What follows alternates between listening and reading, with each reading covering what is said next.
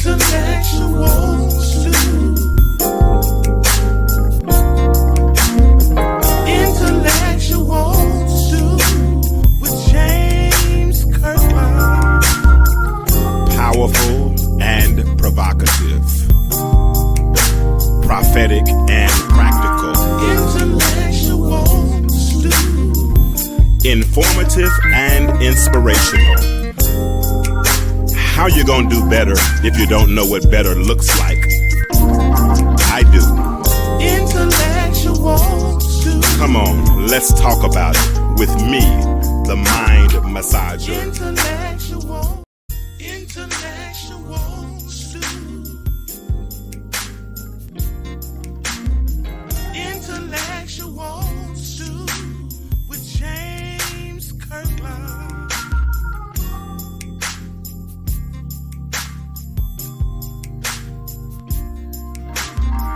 Intellectual stew.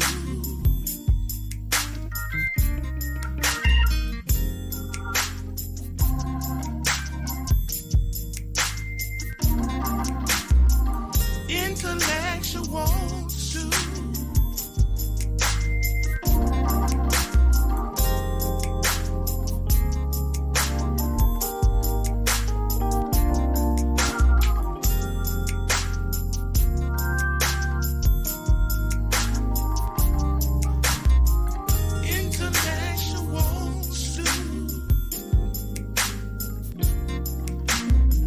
Intellectual stew with James Kirkland.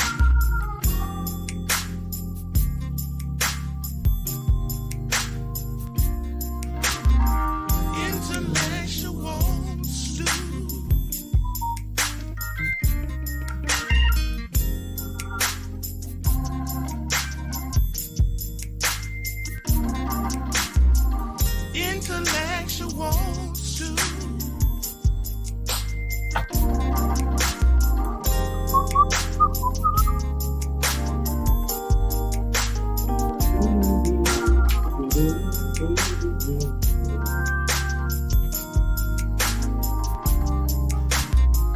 Intellectual stew. Intellectual stew. Intellectual stew with James Kirkland.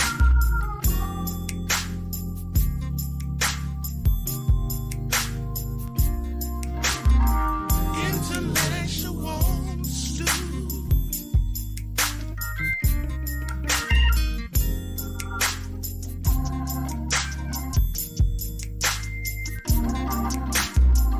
Intellectual What's up? stew.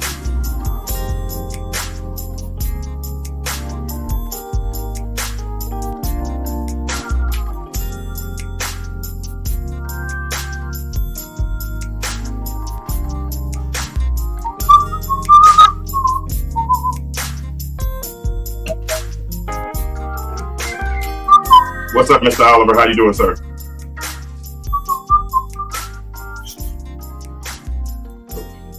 It's a good place to break. All right.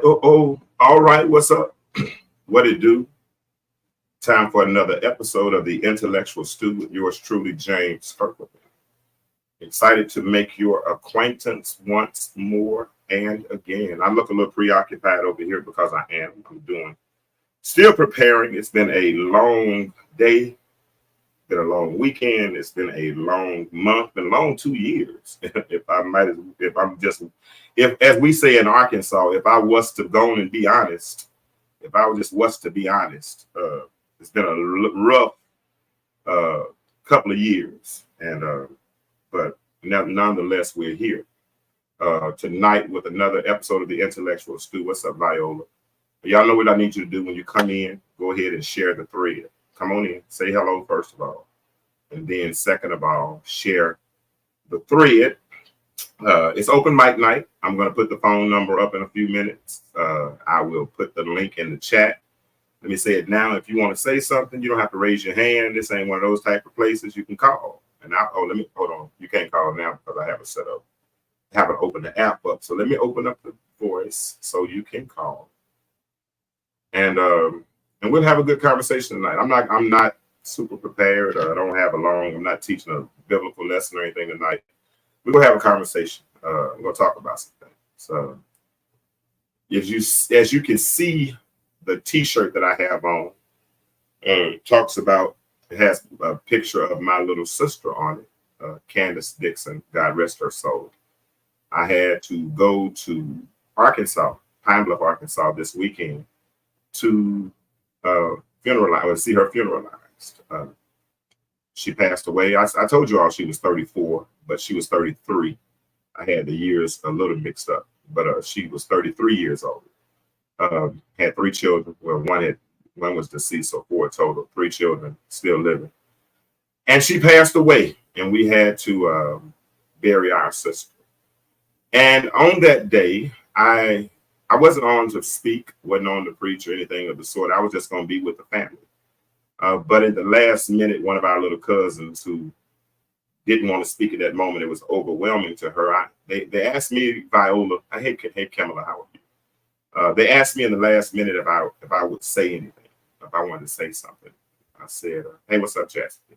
And I said, yeah, I'll say something. And I got up, and I distinctly remember what I said. I didn't plan it, but I remember it. And I'll tell you the gist of what I said that day. I said, considering the life of Candace, that's my sister. Life, I heard a quote one time that said, life is what happens while we're making plans, right? We can plan this and we can plan that, but at the end of the day, life is just going to happen, right? And it's interesting as life happens that God loves us enough that He allows us to choose. That's the permissive will of God.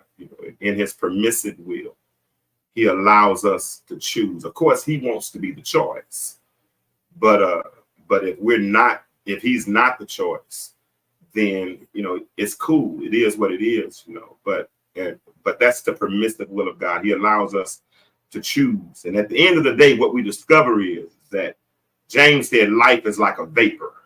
It's here now and then it vanishes, right? And my sister's life was a vapor for 33 years. But at a certain point, it vanished. And what happens then? We still have to keep living, right? We got to continue to love each other. It makes you put things in perspective, right? Because at the end of the day, what we really need to do, Viola, Chastity, Kamala, what we got to do is we got to learn how to make the days count. And if that wasn't significant, then the psalmist wouldn't have said, teach us how to number our days, right? It wasn't just to know how old we were, but we got to really know what really matters, right? Things that really are significant, because so many of us stumble over simplicity, man. I mean, we're arguing over this and arguing over opinions and want to prove everybody wrong. But at the end of the day, man, the easiest thing to do is really just love each other, right? And that starts by giving people a certain margin for error.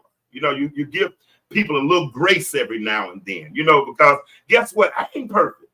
You know what I'm saying? And last time when I looked in the mirror, it was a matter in my right eye. I had to get it out. Well, I put a touch on my left one, but it was in my eye, and I had to get it out, right? Because I'm flawed, right? And so all of us, if we really could think about it, we're flawed. So we got to figure out how to number our days, man. And watching my little sister, man, lay in that casket, watching her children grieve over her. Her youngest son didn't even go because we didn't want to put him in that environment, man. It really puts things in perspective. So I'm here, and we go through the funeral and we do the repast and all of these things, man. And I'm with my brother and I'm with my sister, and it's us 3 left, right? Mama's gone. My little brother lives in Indianapolis with his family. I live here. My kids are grown. My sister is in Pine Bluff, right? All of us are together. We go over to her house and we're hanging out, and it had been, the day before we had barbecued. On this Saturday, we just gonna hang out, play cards, whatever we're gonna do. And I'm in the car. Stacey, and I'm in the car, Viola. And something told me to look in the rearview mirror. And my little brother is on the ground. He's passed out. He's fallen out. And he's foaming at the mouth. And they're putting their doing all of a sudden somebody's doing CPR and they're saying call 911, and all the little boys in the house are running in getting ice and towels and things trying to calm him down and all these things. We just left the funeral. Went to a repast. Now at the house of my little brother is on the ground, and all of a sudden he's being taken away in an ambulance. How things can go from 0 to 100 so fast. Next you know, they're mid-flighting him, taking him from Pine Bluff to Little Rock, doing a evaluation on his medical scan on his head, CT scan, and he has an aneurysm in his frontal lobe. And now he has an aneurysm, and that thankfully it didn't bust, it didn't rupture, it leaked, but it's leaking all in his head, and so they have to go in and put a drain in, start draining this fluid away. It's affecting his short-term memory, you know, and he's laying in the bed. The thing, just the other day, he was at home with his family, with his children, working, living a normal life. He comes to pay respects to his sister, my sister, our sister. And all of a sudden, he's on the ground fighting for his life. And today he had to go through surgery. And we arguing over simplicity. I mean, we're stumbling over simplicity. And we're arguing over opinions. Because when you really just think about it, I mean, some of the stuff that really consumes our day, you know, and affects our psyches, does it really matter? It does. It doesn't. Not in the grand scheme of things. Now, he's had surgery. He's doing as well as to be expected by now. He's recovering. His wife made the trip in, his wife and son, and he's we're praying. I see the praying hands. Thank you, Viola. Thank you, Chastity. I see the praying hands. So we're gonna pray for a full recovery, you know, but it's a long road. But my point in saying this is that we really have to learn how to put things, life, in perspective, man. Viola states, ever since I started this whole platform, Chastity, you've been around for a minute. Ever since I've started this platform, all I've ever tried to do is promote reconciliation between Black men and Black women. That's all I've ever tried to do. I want to see us get along. I want to see us stop fighting. I want to see us stop stumbling over simplicity, right? I want to see us at a place where we're building together. But it always seems that life is the converse. For the first time in my life, I'm Daddy. If you listen, don't. My daddy tried. My daddy told me one day. I told my dad. I said, "What's up, old man?" He said, "Oh," he said, "Boy, I still on you." So, Daddy, if you listen, don't steal on me when I say this, because there's some innuendo in what I'm about to say. But for the first time, I believe my father told me a story. I believe my father used, I ain't gonna say the L word. I think because he told me when I was 15 years old that Black men would one day become extinct. That's what he told me. And I thought about that. I said, extinct how? Because I thought about the bald eagle and the duck-billed platypus, and all of these different animals that are endangered, you know, endangered species that are on the verge of becoming extinct, and how protected they are. And I said, Daddy, I don't see Black men. And he said, well, through the prison system, you know, privatized prison, true. He said, through homosexuality, of course, that affects whether or not we continue to build families and children and things of that nature. Through having a felony on their record and being unable to vote, and the graveyard. He told me, and all those things, if you look at statistics over the last 20 years, those things really magnified, right? So there was a lot of truth to what he said, but the element that Daddy left out was the protection of the species, because anything that is endangered is protected. Anything that is endangered is protected, and we're not. Because anytime we automatically, no matter what it is, if there's a scenario where there's a Black man and anybody else, I don't care what you say, we're going to automatically be assumed guilty before we're proven innocent. I don't care, whatever it is. If it comes to a chance to choose whether or not to uplift or to downgrade, it's going to be, I do this on purpose sometimes. I go to the grocery store And when I get ready to walk across, you know, where the little area where you walk, where you walk through, you know, and the cars come through, I walk through and I want to see who's going to stop and let me by. I want to see if I make eye contact with them, who's going to stop. And I can almost tell you every time who's going to stop. I'm not, but I could tell you. All right. Because there are those that see, when they see us, because there's an imagery that has been painted, even through Jim Crow. During the Jim Crow, well, even slavery, then into Jim Crow. In the Jim Crow era, every picture they put up of a black man with a wide nose and a darker complexion and all of these things, protect your wives, protect your women, protect, as though we were rapists, as though we were mongrels. They've always painted this negative image of even our president, even in the crime bill of '86. Y'all, I don't like him. You know, I mean, I know it's a lesser of two evils, but it is what it is. Listen to him talk is like listening to paint dry, and I don't watch paint dry.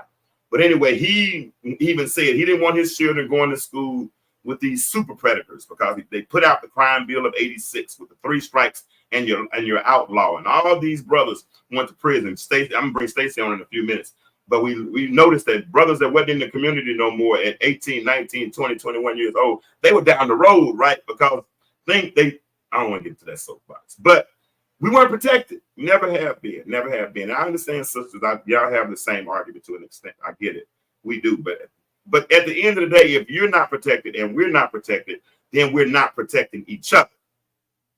And if we're not protecting each other, that means we're not standing together. And if we're not standing together, that means we're divided. And if we're divided, there's no way we can stand. Right. So today it was a joke. And I mean, and the post I put on my page today, it was a joke. I don't think it's real. I think it's just a scenario just to get people's attention, clickbait.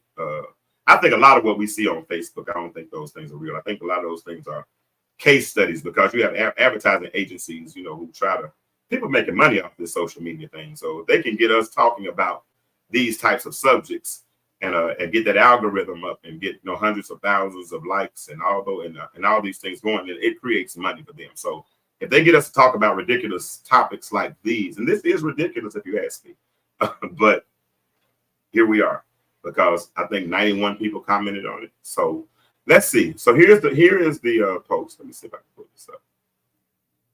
Here is the post. And like I said, it is open mic night. So y'all, I'll put the phone number up here in a second. But let me y'all share this too, so we can get this conversation really started. Here it is. If y'all saw it, this is what it was, what it said. This dude said, I'm 53 years old and my wife 49. Hold on, let me read it on my phone. I can't. Can y'all can see it, but let me pull it up on my phone. All right, here it is. I'm 53 years and my wife 49. The issue that brought me here is my wife's properties. I married this woman 3 years ago. She lost her husband when she was 42. And I met her with 3 kids. The late husband left 5 houses and 3 big farms, which are doing well. For the year now, I have been asking my wife to at least change 2 houses and put my name on them so that in case I die, my kids and my family can inherit. She has refused. He said, please, I need advice. I'm frustrated. Y'all read it yourselves right quick. You can see it on the screen right there. It says, I'm 53 years old, got a 49-year-old wife. Her husband died 7 years ago. We got married 3 years ago.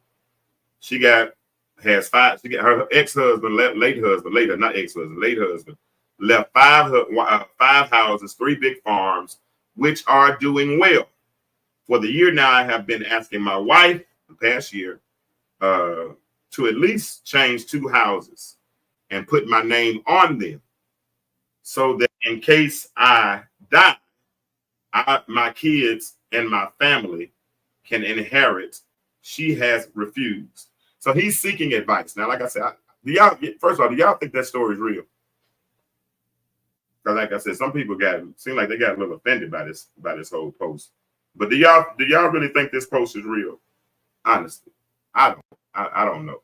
I don't know, but I mean, number one, if I'm looking at grammar, I can see that they're probably in a different culture, probably another like Africa, somewhere else, Caribbean. I don't know. But You don't think it's real? Okay. Viola says she don't think it's real. I don't think it's real either. But anyway, I can tell they're probably in a different culture. I don't know what their rules are in their culture. You know, everybody has different rules in their culture, and sometimes there are rules that we might not understand in our culture or whatever. But of course, I put it out there, and I wanted to see what kind of responses we would get. And I got the typical responses. Let me see. I'm going to put some of them up. Candace, Tiny Connor, she said he married her for all the wrong reasons. And she put a clown emoji. Kamira said he's such a clown, married for all the wrong reasons. All right. Candace, another Candace Sanders, she said, boy, you got me fugged up. All right. Let me see what Monique said. Monique said he's jealous that her and her kids are financially taken care of and him and his kids aren't. He's reaping the benefits by being married to her, but I'm sure she made sure if they divorce, he doesn't get anything. She had prior to them, she doesn't get anything she had prior to them meeting. He should definitely go and make his own, since it seems he doesn't have something set up for him and his kids. Okay. Cynthia, that's my homegirl. Cynthia said, I ain't saying he's a gold digger, but, and she got an image of Kanye. Now let me see what Don said. Don said, men are the modern day little mamas. You know the type, what you need now, little mama. And I questioned her about that because me and her kind of friend. I said, that seemed like a pretty blanketed statement, you know, a pretty general statement to say men. She said, okay, Sam, you're right. I'm sorry. I shouldn't have said men. I should have said some men. So she retracted what she said and changed. And I can't disagree with what she said, but that's what the women were saying. So that's one thing. But then I also saw what the men are saying. Ekron said, boy, if you don't sit your tail down and shut up. I imagine that's how he said it. Let me say it again. Boy, if you don't sit your tail down and shut up.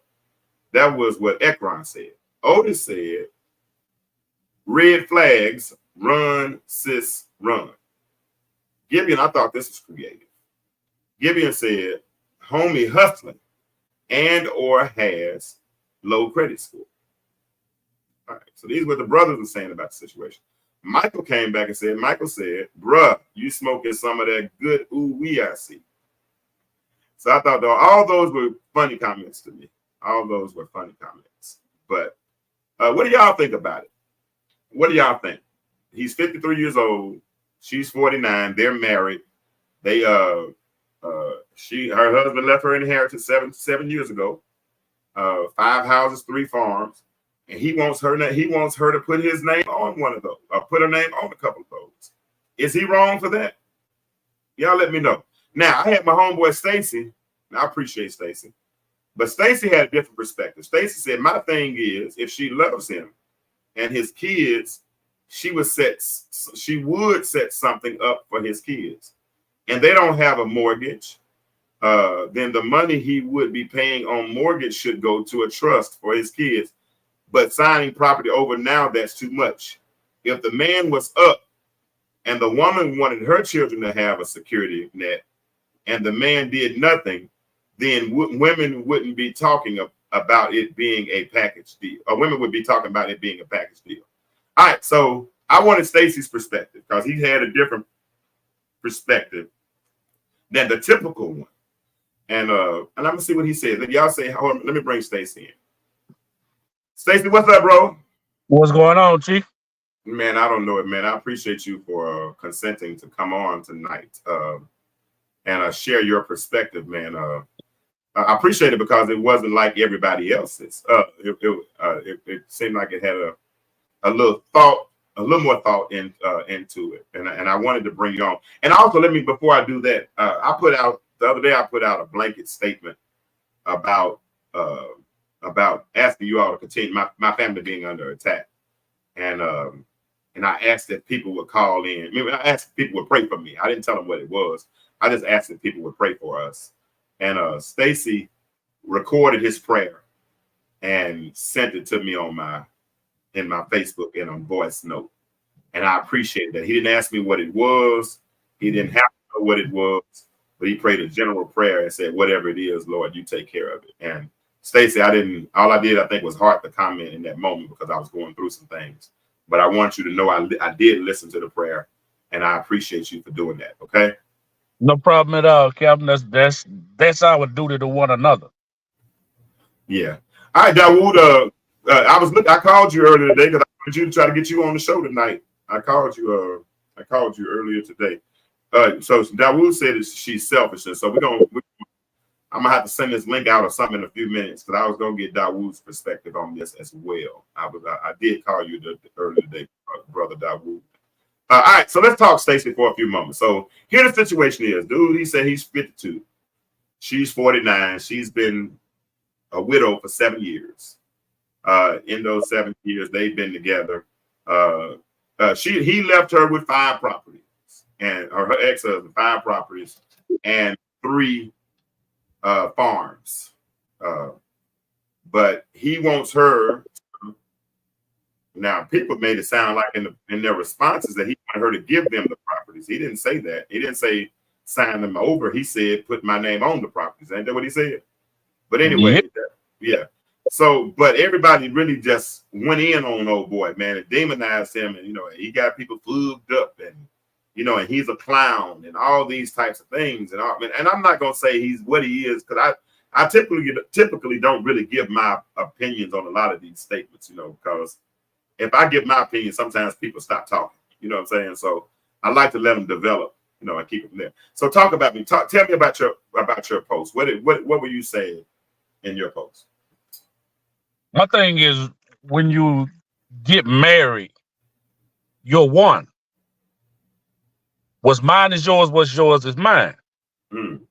For years and years, we've seen men marry women that already have children. And it's a package deal. It's my responsibility to make sure your kids are looked after, and cared for as if they are mine. Mm. We have to do the same thing when the narrative changes. Okay. We have to. And well, you try to create some smoke. That's all you try to do. You try to create some smoke. But go ahead. I'm listening. I want to hear you. It's not creating smoke because, I mean, in my opinion, okay, if you don't care for mine like I care for you, why are we married? I want y'all. Hey, ladies, y'all hear my boy? Y'all hear Stacy? What's the response? Because he got a point. Men marry women who have children all the time, and they're expected, and I agree with that expectation, to love that child as their own. That is the expectation. That man is supposed to love their child. So what you say? What's the words you use? What's mine? What's mine is yours, and what's yours is mine. We're one. That's what the Bible say, right? That's not. You cleave to your wife. That's what it says. Ladies, I'm trying to see something. Y'all tell me something. But they ain't listening to this one, I guess. I don't know. Because and that's what it all boils down to. We're supposed to leave and cleave, right? Two flesh become one. But the perspectives that I seem to hear on that post, it wasn't us. It wasn't ours. It was mine. Everything was mine and his. You know what I'm saying? Mine versus yours, all those kind of things. And I think that's not a good foundation for marriage. Is that what you're trying to say? Is that what you're in essence saying? Yeah, in the Bible it tells us that a house divided against itself will what? Won't stand. It won't stand. It won't stand. So if what's yours is yours and what's mine is mine, how are we gonna get somewhere? I can't see it happening. I can't. Ladies, what's Stacy saying? What's up with that? I mean, because now I gotta say this. I'm not expecting to profit off of a dead man. You understand what I'm saying? I mean, like, for instance, I go ahead. I'm listening. Go ahead. No, that's why I said what I said. Okay. That's a bit much. Yeah. But it has to be it had to be something where my kids are taken care of as well as yours. It shouldn't be mine and yours. It should be ours. If we got married, it should be ours. I put a statement out once before. I said if we don't look at the us in relationships, we'll always think we're being used. Yep. Because we don't see it as us. We see it as mine versus yours and all this stuff. And here it is nowadays. You got a lot of sisters who are bosses. You know what I'm saying? That's making six figures, that have gone on to college, who've gotten multiple degrees, you know, that are project managers, that are vice presidents and CEOs, that are making, and they're, you know, do they want to take care of somebody who's not doing as well? You know, and you spend time with women married for money. You know what I'm saying? I think Tiffany talked about it last week on the show. She said they were taught back in the day to go to college, you know, find your husband, you know what I'm saying, and all that, and then y'all live together happily ever after. But that scenario has changed. And when the roles reverse, when somebody has more or somebody has less,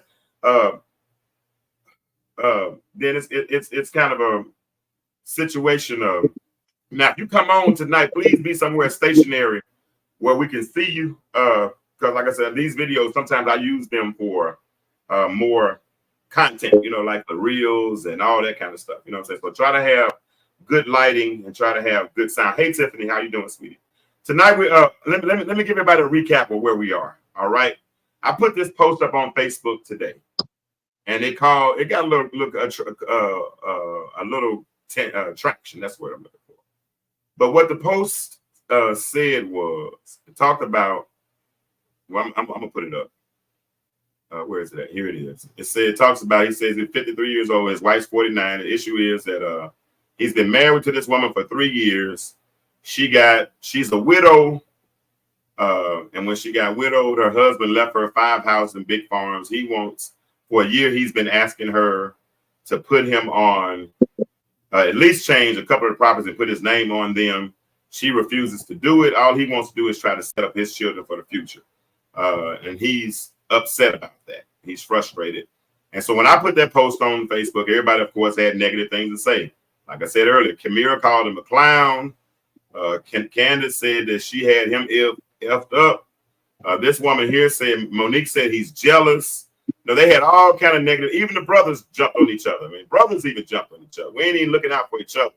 Brothers even said, boy, if you don't sit your tail down and shut up, all kind of things, right? They talking about old boy, right? But so, ladies, what do y'all think? Is he wrong for wanting to try to secure his future with his wife? Not his girlfriend, his wife. Let me bring Dawood in and get Dawood's perspective real quick, and then we'll move on. Come on, Dawood. What you got, Dawood? All I want to say is what's obvious. I mean, you said it best. When it's about the women, you know, they saying the man should accept all the children as a package deal. Her and her children. Now it's the other way around. And like you said, the brothers, they've always been like that. Most men, I'm sick of them because we don't never defend one another. They always trying to appease to the women. They not being honest about what they saying. They just saying what they think a woman might like to hear.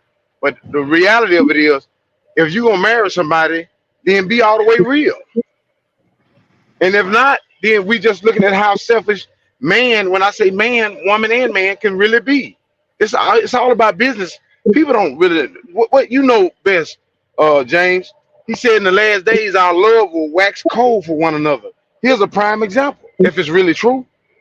Mm-hmm. And then look at the people on your panel. Oh, he's crazy. He's crazy. How is he crazy by saying, hey, I've gave you my last name? That should count for something. You know what I'm saying? So yeah, that's why I stand on it right there. I ain't got no problem with your stance, Dawood. I have no problem with your stance. I don't. I appreciate you for popping in on us tonight too. Yes, sir. Keep listening, bro. Keep listening. Keep listening. I am. Yeah. All right, bro. I appreciate you. All right, my sweetheart. Donnie said, before you get married, if you have children and property, I believe whatever you had prior to me should go to your children. I've seen families begging step parents for family pictures, all kinds of things, just because the other spouse did not have anything in place for the children. I don't want anything from someone else's ex. I would gladly sign a prenup. I respect that. You know what I'm saying? I have no problem with that statement. But I'm gonna be honest. But if I marry you, whatever I have, it's yours. I mean, I was married for a long time, and we didn't even do the 2 bank account things. You know what I'm saying? Now I found it. Man, she might have had another one over there working or something. But you know, all the money I had, it went straight into one bank account. You know, and we paid the bills out of that bank account. You know, but everybody. But listen, and Stacey, what do you think about that whole 50-50 thing people be talking about? To me, you have to do what's for the betterment of your relationship. Okay. Now, my 50 might not look like your 50.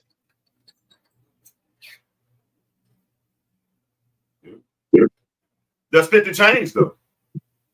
Because the 50 is based on the 100. So if we go ahead. Yeah, you 50. What I'm saying is, what 50 looks like for one relationship may not look the same for another. Absolutely. Okay. You know what I'm saying? So my 50 may not be in. You may have a situation where a man's 50 may not look like the money in the bank. Mm-hmm. Okay. But some of the things he takes, and see, that's one thing that I've noticed. When you say the word provide, the majority of people look at the word of man, talking about a man providing, it's got a dollar sign behind it. Mm. Provision is way more than a check and can be way different from just a check. If I have a woman that's a millionaire, she don't need no money. But it's still things I can do to make her secure. That's true. Yeah, that's true. I may marry a woman that can't cook, but she good at the bank. Yeah, that's true. That's good. That's good. It's just like and I'll go back to a statement that you made on a different episode where you were talking about, I may not go out here and cut the grass. Yeah, it's gonna get handled though. But if I pay for it to get cut, I still provided that service. Mm. So when you flip it, I may not be able to pay the man to come out here and do the landscaping at the house. But if I do it, is that not worth the same? Yeah, that's a good point. That's a good point. That's a good point. That's a good point. Let's look. Tiffany Georgia said certainly should have been discussed before saying I do. Everything doesn't work for everybody. Folks got to be brave up front. Absolutely. Just have the conversations. I mean, it's not hard. You know, and the thing is that we're so many of us are so many generations removed from seeing a healthy marriage, right? You know, it used to be a time that we could at least have a healthy marriage that we could emulate. You know, with somebody, you know, even if it wasn't nobody but the Cosbys on the Cosby Show. You know what I'm saying? We had somebody we could look at, and that would be something that we could use as a model. Now, you know, we don't even have that anymore. So we don't. So when you start talking about what's right and wrong, like you just said, what's right in one person's house might not be right in somebody else's house, and so you have to be careful trying to put one size fits all solutions on everybody else's situation, right? And old boy, like Tiffany, he didn't ask her to give him the property. He said, "Put my name on the property." Now, even if he didn't put the name on the property, one of my homeboys and one of my and he came in my inbox. I wanted him to come on the show tonight, but he's in class. He couldn't do it. He said, if she has 5 properties, who's working those properties? I mean, 3 farms, who's working them? And who's project managing those things? And if the man is doing those things, shouldn't he get some type of compensation for that? You know what I'm saying? Shouldn't he be involved in that perspective? I don't know, man. I just think our biggest thing, and Stacey, you can let me know how you feel about it.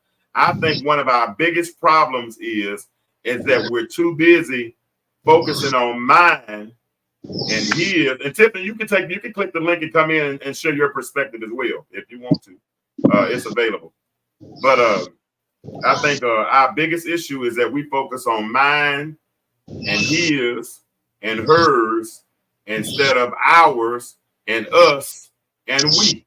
I think if we ever change that terminology, where we stop focusing on his and hers and yours and and mine, and learn how to focus on ours and we, and then, because look here, they had the perfect foundation that could have built a major empire, right? Because most people's foundation starts with struggle. Think about it. Most people, I'm saying most, I don't have the statistics on that, but a lot of people I know, their foundations started with struggle. And now here's a chance for them to have a good foundation, because if she had, watch this, if she got 5 houses now and 3 farms, and she gets with the right man, who's to say they can't have 10 houses and 6 farms? What about that, Stacey? Yeah, but if we're struggling to work together at 5, 9 times out of 10, if he stay in it, he gonna sit down. Yeah. If he stay in it. Yeah. My biggest thing, and we don't know the dynamics of the relationship other than what he just said. They might not be hurting for anything, and she might pay.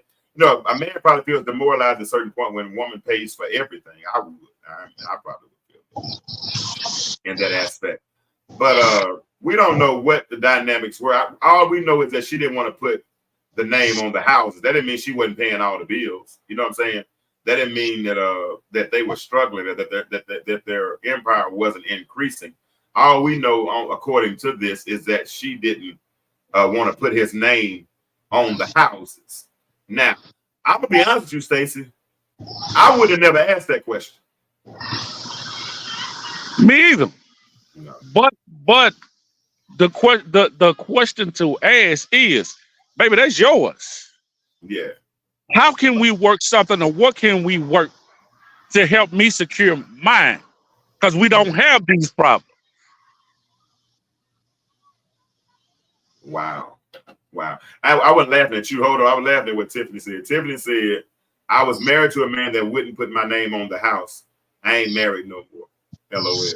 So you divorced him because he wouldn't put your name on the house? I'm just asking. And I'm not saying he's right or wrong. But I will follow that up with asking you this question, Tiffany. If you get married, are you going to put that man's name on your house? Woo-hoo. I'm not trying to be devil. Well, I'm being a little devil's advocate. Now, because you got divorced because you said he wouldn't put your name on his house, on that house, y'all's house, that house. You ain't married no more. Would you? And I know you have a house now. Would you put your next husband's name on your house? And I don't know. I mean, and that don't mean you have to put it on the credit. You can just put him on the deed. But would you do it? I don't know. And you don't have to answer that question. That question I'll let that question be very rhetorical. And any other woman who chooses to answer that question, you're welcome to do so. But those are things. But in my opinion, you said what? My question is this: if you have a house, if that was your dynamic before, and now you're up, and you already have a house, and you're not going to put his name on the house, is he going to be required to pay the mortgage? Oh dang! What are you getting out of it? Dang, they didn't want to hear that one. People breaking out on me on this one, bro. I'm trying to figure it out, but I want to know myself. If we stay together 30 years and I pay this mortgage out, and something happened to you, now I gotta move because this house going to your kids, and I ain't got no say so. But I paid it off. I wish somebody would answer that question. I don't think they will though. Yeah. Or do we take a $1,700, $1,500, $1,800 mortgage and say, hey, I pay half, you pay half? Mm-hmm. And if we do pay half, what am I paying into if I'm not on it, right? But And you, listen, well, you know what's gonna come behind that. You got to pay for somewhere to sleep. no, and listen, I'm not. I wouldn't stay with a woman tonight. If I stay at your house anyway, I'm gonna pay mortgage anyway because I'm a man. I'm just gonna do that. You know what I'm saying? Because if that's where I'm sleeping. And listen, anybody that's listening to this statement, Stacy nor I are saying that old boy is right as far as going and asking for the properties. We're not saying that. You know, we're not trying to be moochies. We're not trying to come with our hands out. We're just trying to challenge the perspective of what's mine versus. For instance, Stacy asked a question. If you were to get into a relationship with a man, you got married to that man, and you had children, and both of y'all had children, would he not be responsible for your children as well as you? Now, I've heard women say stuff like, "No, he don't have to do nothing for my kids." What man would want to be in a relationship with a woman and not want to do anything for her children? I don't know any. Go ahead and eat. Do you know what I mean? Like that, Stacey? We don't call a man where I'm from when they do that. I can't say that stuff. Hey, this ain't a church show. You can say whatever you want to say. As my grandma said, a sap sucker. Oh, a sap sucker, yeah. That's definitely an Arkansas word. Definitely an Arkansas word. Yeah, because men want to take care of their children. But in this instance, he's leaving for her children. And I don't know. I think that paints a really troubled foundation, if you will. For a relationship. I think it's a struggle. It's a troubled foundation. Because me and Dawood butt heads quite often, no doubt. We like to butt heads on this show, sometimes on perspectives. But I will agree that I think there's a sense of selfishness. Now, it's not selfishness from the standpoint. It's not selfishness from the standpoint of her saying no. I want to clarify that. It's not a selfishness from the standpoint of her saying no. It's more so a selfishness from the standpoint of him having to ask. I just don't think that he should have had to ask. You know what I'm saying? I don't know. But people don't usually agree on these. But if I put women on here, like last week, I had 3 women on here, and we talk about the soft girl era, and and all these types of things, and we want to put so men can hear, how women want to be treated, or how women are bossing up, and how women are being softer, and all that change their position. We get 1,000 views. I get a whole bunch of people, and they come on, and that's what they want to talk about, But when I put men on, and we start to advocate for men and show women themselves sometimes in the mirror, and I'm not, like I said, it's not point the finger right. I never participate in that. That's not my thing. I don't do that. But it is my job to let my light so shine, because I do want to reveal, if you will, certain things or certain thought patterns. Because you know what, when you're presented with an idea or you're presented with a thought, you don't always have to go with the first thought. Sometimes, I was talking to one of my little brothers today. Not my physical not my biological little brother, little brother. He called me and we were talking. And he's married, and he started telling me some of the things about him and his wife are going through. And he said, "Man, I had to tell her this." And I said, "How tall are you?" He said, 6'1". I said, "How much you weigh?" He said, 240. I said, "Yeah, you're a pretty imposing fellow. So yeah, you can bully her, not just with your physical presence, but you can do it with your words, because you're intelligent. I read your post. I know how smart you are. I can see how intelligent you are. So knowing how intelligent you are, I can see how you can make people look smaller easily. So I said, so I really don't want to hear what you have to say. I'm just going to tell you you're wrong." He said, "What?" I said, "You're wrong. And and if you come to me with any of your issues between you and your wife, first of all, don't come to me. But if you come to me with any of your issues, I'm going to tell you you're wrong." He's going to say, "Why?" I said, "Because you're the stronger vessel. And I expect you to keep a calmer head. And I expect you to know the power of your words. And because because when you're presented with an idea, if you do it right, you should be able to look through that idea in 3 filters. With 3 filters. Make sure I get the right. I say 3 filters and put up 1 finger. You should be able to look through through that idea, or whatever that thought that comes. That's healthy mental health.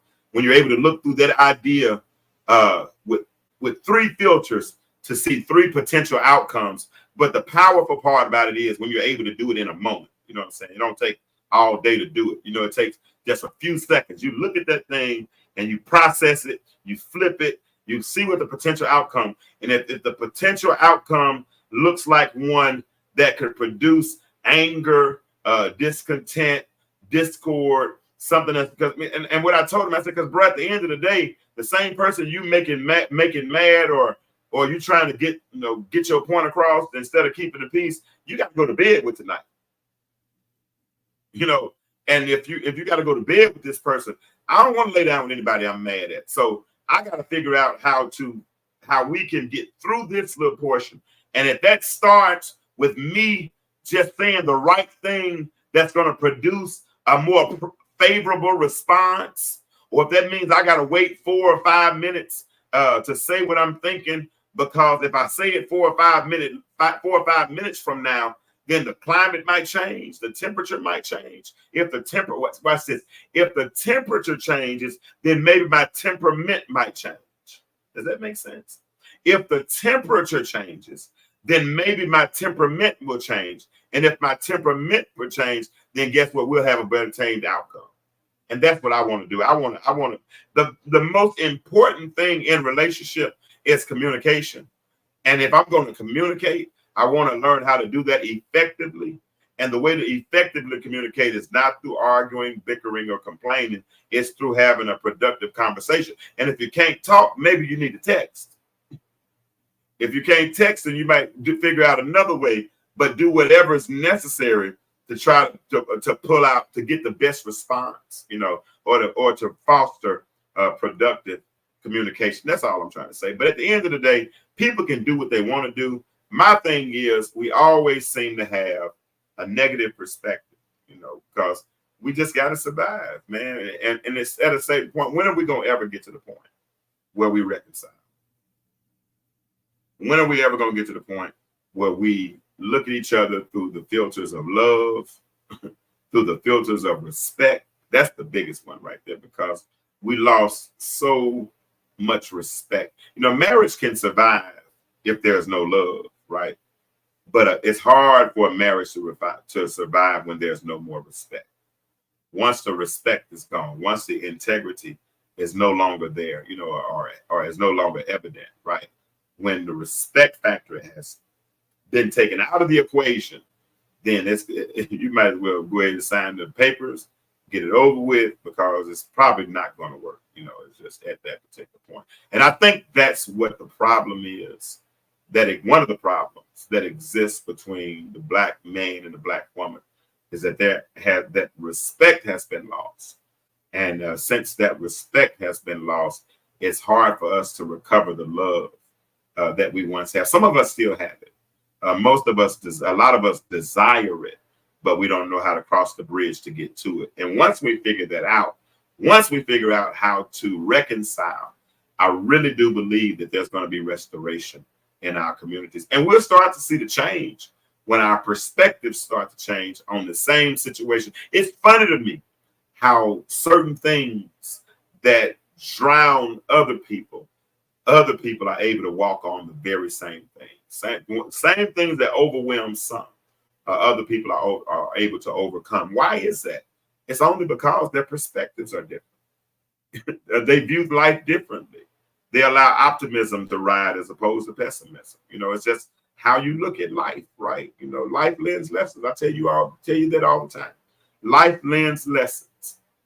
It's just on us to consider the clues. And here it is. And I'm going to get off because I'm tired. Like I told you, I've had a long weekend, a rough weekend. I got to check and see if my little brother's okay. But life lends lessons. It's on us to consider the clues. And once we are presented with those clues, what are we going to do with that information? It's just like that mirror. If you look in the mirror and you see a big spot, let's just say, y'all call it crust, matter, whatever. If you see a big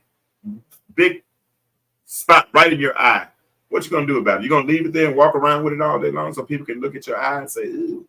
Or are you going to take a towel and wet it, get that stuff, make the necessary adjustments?